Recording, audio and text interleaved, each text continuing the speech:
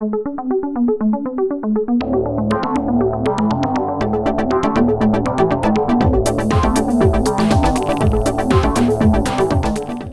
et bienvenue pour cette nouvelle édition de Bourdeaux News. Samedi 30 septembre a eu lieu dans notre quartier notre fête annuelle, sur le thème des mythes et légendes. Nous avons reçu sur notre plateau Michel qui nous fait un compte-rendu de cette belle journée. Alors le bilan à chaud, même sans soleil, ce fut une belle fête, en gros. Je voudrais d'abord remercier tous les bénévoles, parce qu'effectivement, sans bénévoles, il n'y a pas de fête. Remercier toutes les personnes qui ont fait honneur à cette fête, c'est-à-dire les habitants qui ont participé, les enfants, bien entendu, qui sont venus en nombre, comme chaque année, les danseuses et danseurs, tous ceux qui sont produits, l'association Colombia Vive, les joueurs de Corps des Alpes, et ainsi toutes les personnes qui ont participé, Traction Avant, qui a fait une belle prestation dans le quartier et qui a invité les adultes également à se déplacer. Il me semble que cette année, il y a eu davantage d'adultes que d'habitude. On vient de faire le bilan de la caisse qui est tout à fait positif et rappeler aux gens que cet argent sert à financer la fête et non pas au centre socioculturel ou aux partenaires. Remercier également la fondation, la FLCL, la gérance du quartier, qui assure chaque année la couverture de déficit. Et je pense que le déficit se monte aux environs de 3 000 francs. Quand on entend déficit, effectivement, une fête, ça coûte de l'argent. Il y a certains prestataires qui ont des budgets, qui demandent des cachets. Et comme le DJ, enfin différents groupes, ce qui fait que la recette de la caisse, ça sert à financer ceci et la FLCL couvre le déficit. Est-ce qu'il y aurait des points à corriger ou que vous aimeriez revoir ou changer un petit peu? Vous parliez de la préparation des gens.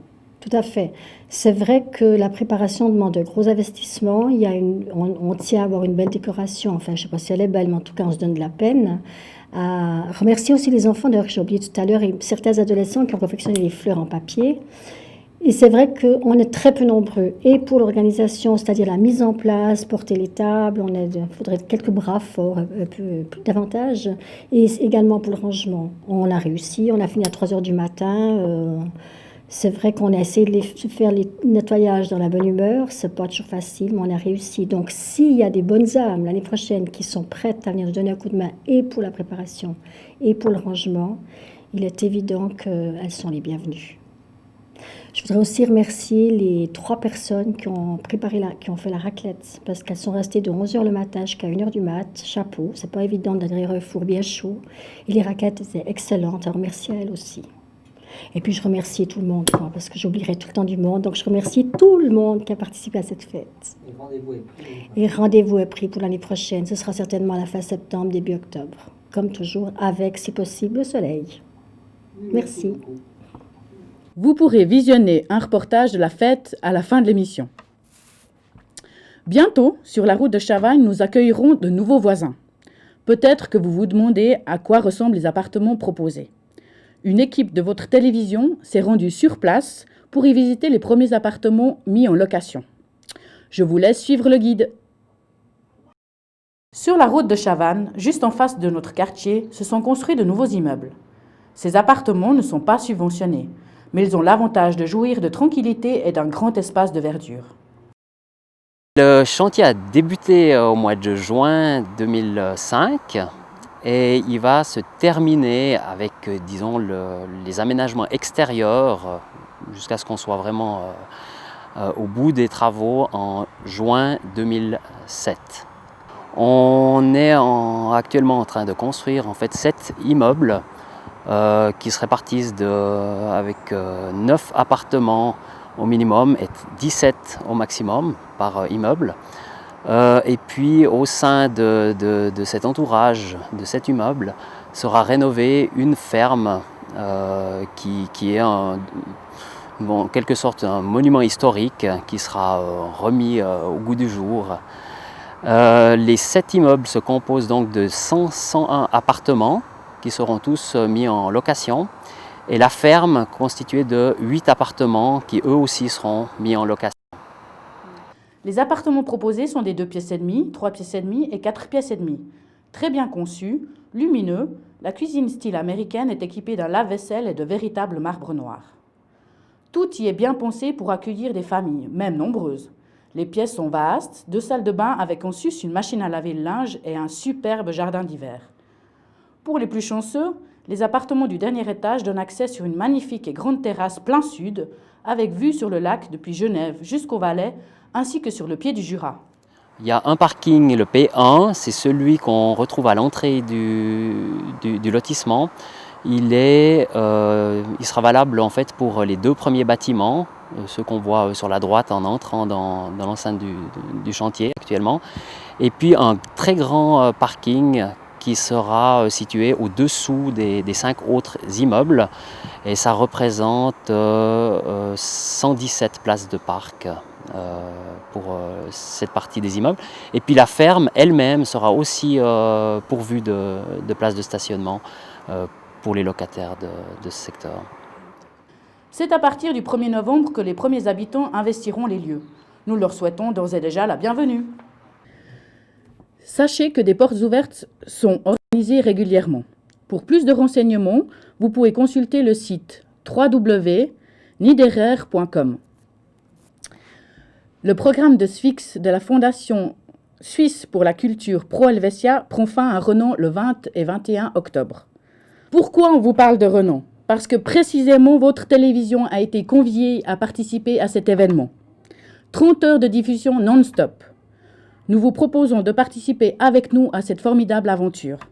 Un moyen pour vous de découvrir en temps réel ce qu'est une télévision. Pour le moment, je vous laisse avec les protagonistes de cet événement. Something different. Stop repeating old behaviors. Do something different. Stop talking in the same old way. Quoi de plus naturel pour une conférence de presse dédiée à la culture que de commencer en chanson ? En effet, c'est jeudi dernier que la ville de Renan a annoncé à la presse romande les grandes lignes du projet qui fera d'elle une capitale culturelle le temps d'un week-end, le 20 et 21 octobre prochain. Renan capitale culturelle, c'est un défi. C'était un défi en fait d'en faire une capitale. C'est un défi de le faire à Renan. C'est un défi d'utiliser les lieux. Et puis c'est un pari qui s'avère une magnifique opportunité parce que finalement beaucoup de choses se font à Renan. Beaucoup d'artistes y sont déjà. Et utiliser ces forces pour les amener et les faire en fait aller au-delà et avoir une manifestation qui devienne phare de la région, je pense que c'était un projet possible. Nous serons une capitale culturelle éphémère, mais nous serons une capitale culturelle très fière de l'être. Je crois que c'est une reconnaissance de ce que nous voulons faire à Renan, de la réalité de cette ville qui s'est construite autour de la gare, qui s'est construite autour... Le programme est ambitieux. 30 heures non-stop de manifestations gratuites aux 4 coins de la ville. Un projet de taille qui n'effraie pourtant pas Madame la syndic. C'est un cadeau. C'est un cadeau que nous avons reçu de Pro Helvetia, qui a choisi Renan pour marquer la clôture de son programme SWIX, qui est un programme qui montre à quel point la culture suisse actuelle s'est constituée aussi par les différents apports des créateurs étrangers. Et ils nous ont fait l'honneur, effectivement, de choisir notre ville comme ville avec une forte proportion d'étrangers, comme ville aussi qui vit son mélange culturel, je crois, de façon sereine et créative, pour venir faire cette clôture et nous introniser pour 30 heures une capitale culturelle éphémère, mais très fière de l'être. Cerise sur le gâteau. C'est à votre télévision locale que reviendra l'honneur de couvrir en direct cet événement. Mais pourquoi avoir choisi TV Bourdonnette ? On aurait pu très bien dire, bon, alors allons vers les télévisions très officielles ou plus régionales. En fait, TV Bourdonnette a cette spécificité de savoir travailler dans des conditions qui demandent toute une sensibilité et toute une curiosité. En plus, il y a une équipe qui aborde les choses avec professionnalisme, mais aussi avec un intérêt qui va au-delà d'un rapport professionnel, boulot. Et en fait, c'est quelque chose qu'on ne retrouve pas forcément en fait, avec les autres partenaires. Et là, l'envie, c'est d'avoir cette sensibilité qui est l'égale de la sensibilité artistique. Rendez-vous est pris du vendredi 20 octobre prochain au samedi 21 après minuit. Cette semaine, deux nouveaux courts-métrages d'animation vous sont proposés. Tout d'abord, Top Shelf, court-métrage australien, ainsi que Hateful Loop, court-métrage suisse. Je vous souhaite à toutes et à tous une excellente fin de soirée.